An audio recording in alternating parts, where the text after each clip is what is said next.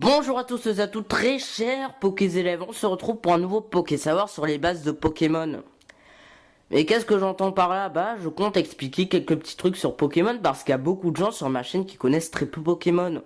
Et du coup, faut que vous connaissiez quelques petits trucs histoire de comprendre les Pokésavoirs. Donc, je vais y remédier en faisant cette vidéo. Tout d'abord, un Pokémon, qu'est-ce que c'est? Un Pokémon est une petite créature qui sort de l'œuf au niveau 1. Car oui, tous les Pokémon font des œufs, même les Pokémon mammifères. Pourquoi? Parce que c'est la logique dans Pokémon. Un Pokémon naît au niveau 1 et peut monter maximum jusqu'au niveau 100. À chaque niveau, un Pokémon pourra prendre de nouvelles attaques, voire même évoluer. L'évolution est assez particulière parce que les Pokémon n'évoluent pas tous de la même façon et certains Pokémon n'ont même pas accès à l'évolution. Prenons un exemple, Serfrousse n'aura droit à aucune évolution. Mais Abo pourra évoluer maximum en Arbok. Mais pour Carapuce c'est différent, parce que Carapuce à un certain niveau pourra évoluer en Carabof. Carabof pourra lui-même évoluer en Tortank. Tortank est la phase finale d'évolution. Car oui, un Pokémon peut maximum avoir 2 stades d'évolution. Mais certains Pokémon ont accès à ce que l'on appelle la méga évolution. Du coup, elle est d'une méga gemme. Tortank pourra méga évoluer, s'appellera méga Tortank. Ah, ils se sont pas fait tellement chier pour le nom, hein. Mais la méga évolution n'est pas permanente. Elle n'est utilisable que pendant le combat, puis le Pokémon revient à sa forme normale de Tortank. L'évolution est assez particulière parce que certains Pokémon évoluent avec des pierres, à certains lieux, à certains endroits, à certaines heures, avec un échange ou un objet. Même certains Pokémon évoluent en retournant sa 3DS. Non mais je déconne pas. Bien sûr, en évoluant, le Pokémon améliorera ses stats. Mais qu'est-ce que c'est que les stats? Les stats sont des valeurs qui permettent de juger les compétences du Pokémon. Et quelles sont ces stats? Bah les stats, il y a les PV, les points de vie.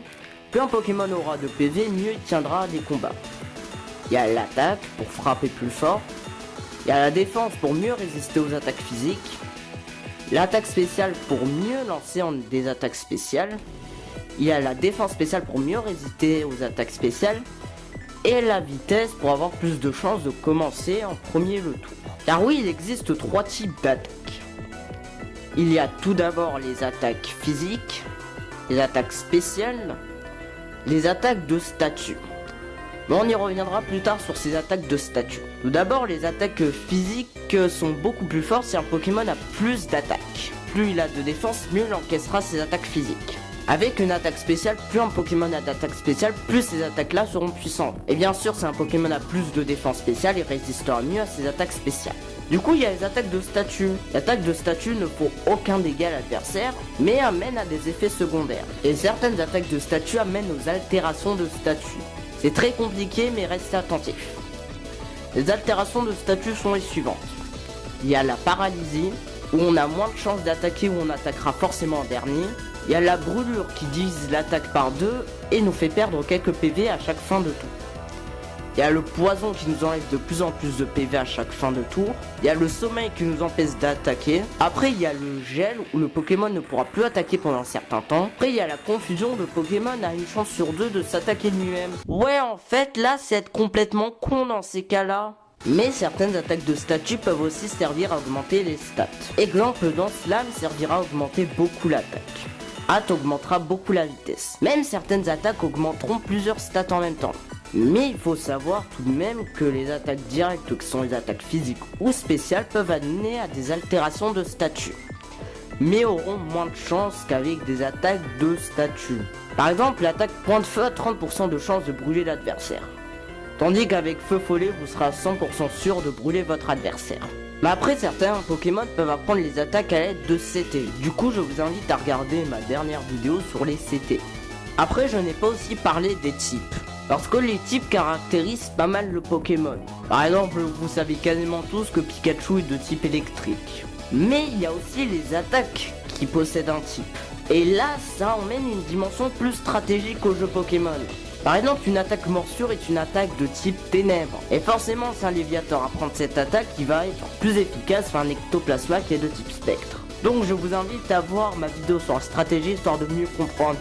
Ouais, bah quand même, vous êtes fort, vous avez casé 3 autopubs pour vos vidéos. Vous êtes vraiment fort, je vous félicite, professeur Savoir. Maintenant, nous allons en venir à ce qu'on avait laissé de côté au début de la vidéo, les œufs. Car oui, les Pokémon ne sortent pas de nulle part. Deux Pokémon de la même espèce peuvent naturellement se reproduire si ce sont des mâles et une femelle. Mais deux Pokémon d'espèces différentes peuvent le faire aussi s'il y a un mâle et une femelle. Le Pokémon qui en sortira sera de la même espèce que la femelle, ou sa préévolution. Cela s'explique avec les groupes 2. C'est très compliqué à vous expliquer, j'en ferai une vidéo spéciale là-dessus. Prenons un petit exemple rapide. Un Dracofeu et un Junko peuvent s'accoupler. Mais vu que le Dracofeu est une femelle, Junko est un mâle, du coup le petit sera un Salamèche. Donc c'est la fin de cette vidéo, j'espère en avoir expliqué assez sur la licence Pokémon et tout ce qui l'entourait. Donc sur ce je vous dis au revoir mes très chers Pokézélèves.